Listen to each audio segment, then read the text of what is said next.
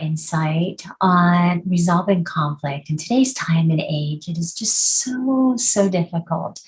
And I see it more than I would prefer. And I wanted just to talk, give you kind of a few pointers as it relates to what it means to dispute amicably, if there's any such thing. And I thought that repair is resilience, obviously. It's having the resilience to overcome what is necessary. It is not perseverance as to who's going to be right or wrong. And in relationships, it could be even business partnerships, repair means you are willing to fix and accept an apology or even give one. It's when we allow our egos to say, listen now, I am very sorry. And you do it in such a way that opposes hatred. And in reality, you expect nothing in return. So I thought that I'd give you a few pointers just as a little bonus here today. I've had this on my mind, and I have many of you also in my prayers. I know things are really challenging in your relationships, particularly those who are trying to dissolve their marriage. And this is one of the things that I know we have different opinions, different beliefs. That's why we are separating. But you both have to be able to amicably, in some way, apologize. Apologize. It's so critical and it's so important because you don't want it to be a toxic type of relationship. And so that you both can accept one another's differences and just move on to wherever it is that you want to go.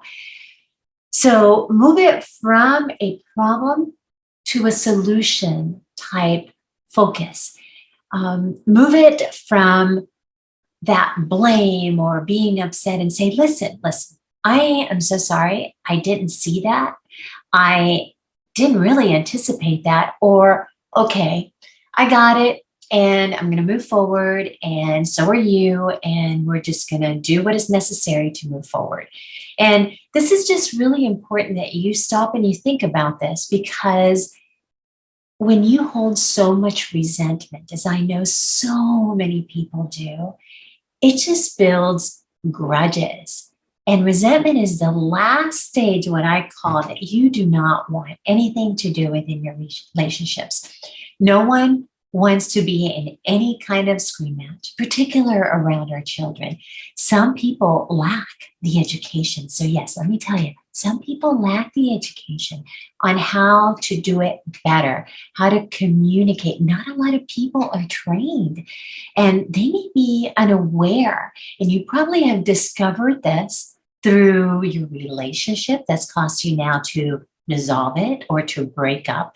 And no one wants to have that vitriol, have that bitter criticism to have to deal with on a day-to-day basis. It's someone that's telling them you need to do this, let alone, feel a sense of condescendment or feel even belittled. It not only is intrusive to the way we feel, but I wanted to share, did you know that 97% of people have not had any training on mindfulness, well-being, trying to develop their training to be different, and or any kind of relationship improvement. That really explains why all the contention we see, I see it in the courtrooms, I see it within couples, I see a sense of selfishness. So when we go to school, if you stop and think about this, what are we continuously taught? We're taught to remember things and to memorize. I remember the preamble because I was forced to learn it. And so I know if you're here, you're listening to this and you will relate. So telling someone, hey, you need to be nice, or that wasn't nice, it's not going to help your position. The root of the problem may be way deeper. And I want you to stop and think about this, because I am a big advocate in stopping yourself to discern what is the root of our problems? Why is it that we can't get along? Is it the way we communicate, our style, the way we were upbringing? There's so many variables that come to play, but it's really important that we stop and keep an eye on that ego. When people are feeling trapped inside, they hold on to too much bitterness. They become evil. Those words that they use are so inflammatory that it's wrong. It's terrible. And then they start to condemn you, and it becomes to the point where they vilify everyone that's around them. So in my opinion, you have 48 hours. Yes, 48 hours. I've said this in one of my lives somewhere, but I believe it wholeheartedly, to solve the problem. If you allow more time to pass by, understand that the memory has so much capacity to begin to believe the bad experience as really being true. And the longer that you wait to repair it, the longer that stands, calcifies, and you start to really be kind of like start to believe that, hey, that person is wrong, and becomes so true to both of you that it's just more hatred takes place. And we've heard this, never go to bed angry. And that is the very reason we need to just immediately stop ourselves within 48 hours and say, no, I am going to attempt to resolve this conflict. It becomes hard to change a perspective or let go of that conflict.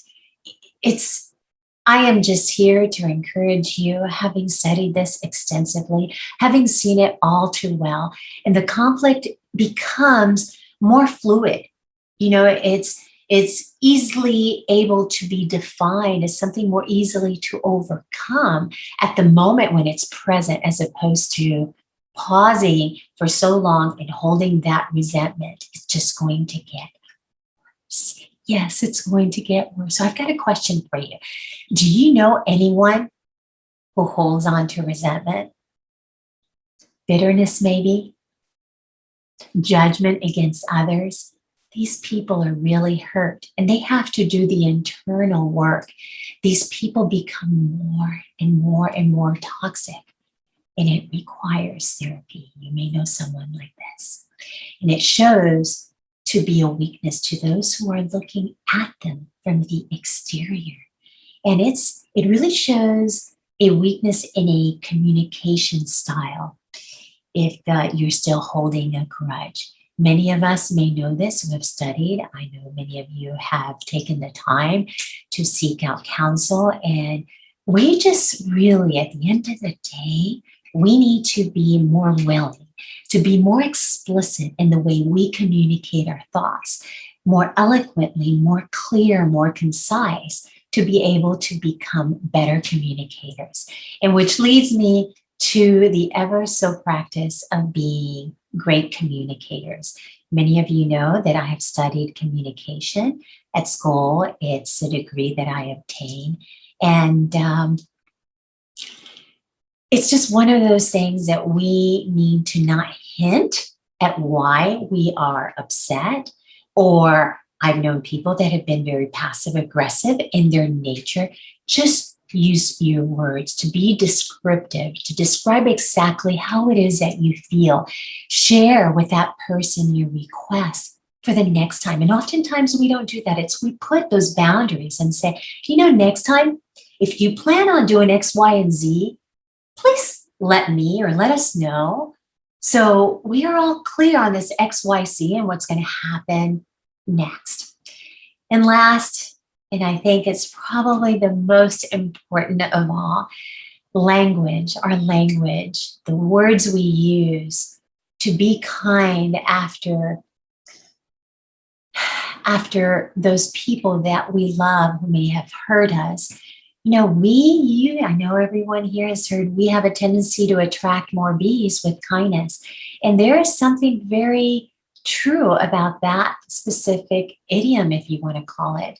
If you're willing to do the work necessary, whether you want to dissolve your marriage, divorce, change to a different relationship. I really hope that you will consider this. This is really, really important. Communication is the absolute key.